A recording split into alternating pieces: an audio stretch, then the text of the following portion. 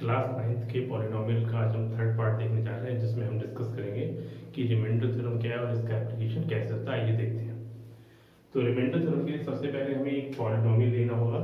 आप देख लीजिए, पॉलिनोमियल को हम पी एक्स से रिप्रेजेंट करते हैं और इसकी खास बात है, जो कंडीशन है कि इसकी डिग्री जो है एक से या एक से बड़ी होनी चाहिए। डिग्री जो है मोर ग्रेटर देन और इक्वल टू 1। सबसे पहली कंडीशन आप नोट कर लीजिए कि हम जो भी पॉलिनोमियल इसमें लेंगे उसकी डिग्री एक या एक से ज़्यादा होनी चाहिए।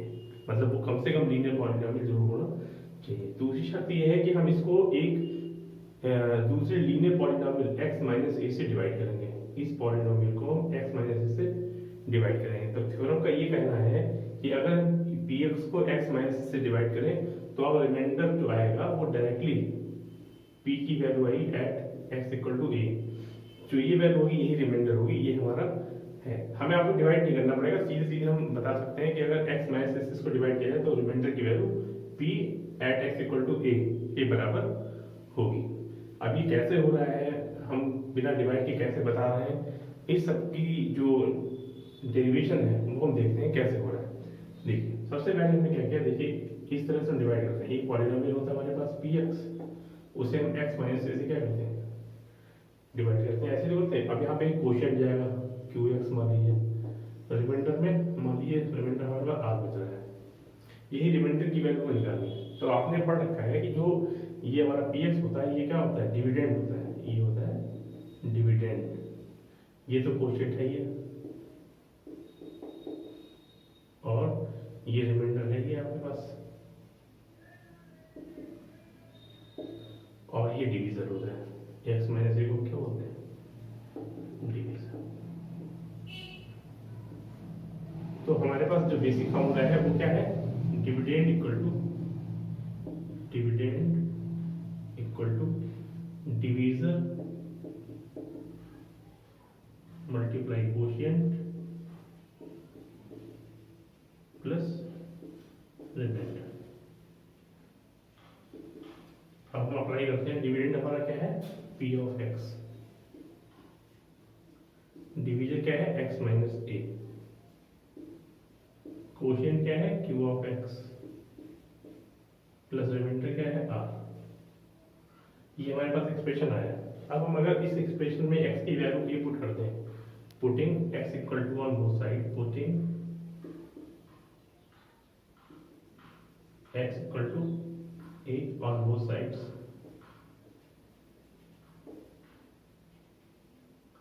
यहाँ आएगा p of a is equal to क्या आएगा, a minus a q into a और प्लस क्या आएगा, ये वैल्यू हमारी क्या हो जाएगी, 0 मल्टीप्लाई QA प्लस R। ये पूरा 0 हो जाएगा, 0 प्लस R मतलब क्या आ गया, R के इक्वल आ गया। इससे ये प्रूव हो गया कि रिमाइंडर की जो वैल्यू है वो सीधे बिना डिवाइड के P at x equal to a पे निकाल सकते हैं। यहाँ पहले नोट डाउन कर लीजिए, ये डेरिवेशन है पूरा रिमाइंडर थ्योरम का। ये कैसे हमें पता चला कि रिमाइंडर की वैल्यू p ऑफ a होगी। हमने क्या किया, सबसे पहले इसको डिविडेंड लिखा अंदर, और ये डिवीजर x से डिवाइड किया, क्वोशिएंट q x मान लिया और रिमाइंडर को r मान लिया, और dividend equal to divisor to quotient plus remainder लगाया। px ये आ गया dividend equal to divisor x minus से क्वोशिएंट qx प्लस r, और दोनों साइड में x equal to a put कर देंगे तो ये a माइनस a पूरा क्या हो जाएगा, 0। इससे रिमाइंडर की वैल्यू p हो जाएगी। तो ये हमारा डेरिवेशन आ गया। अब हम आपको एक एग्जांपल देके बताएंगे कि इस थ्योरम को कैसे अप्लाई करना है। इसको प्लीज नोट डाउन करिए।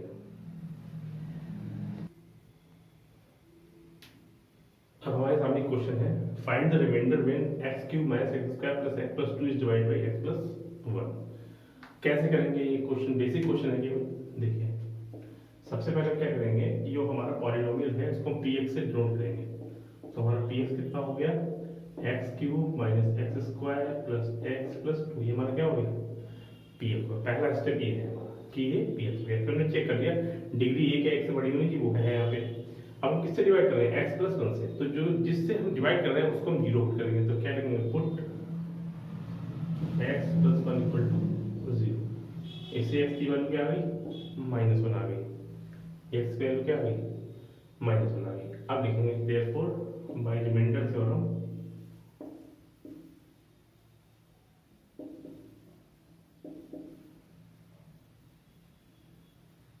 रिमाइंडर इक्वल टू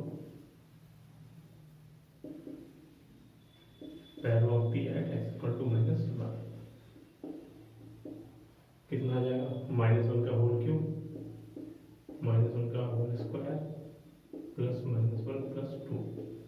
-1 का होल क्यूब आएगा -1 माइनस और -1 का स्क्वायर माइनस का होता है प्लस होता है, तो ये +1 हो जाएगा और प्लस यहाँ पर -1 और +2। तो आंसर आ गया हमारा -1 और +2 यानी कि -3 + 2। तो रिमाइंडर आ गया -1। तो इस तरह से हमें क्वेश्चन करना है। अगर हम डिवाइड करके भी वेरीफाई करेंगे तो आंसर हमारा यही आएगा, आप खुद करके देख सकते हैं। तो ये हमारा जो है इस तरह से रिमाइंडर थ्योरम का एप्लीकेशन करना है।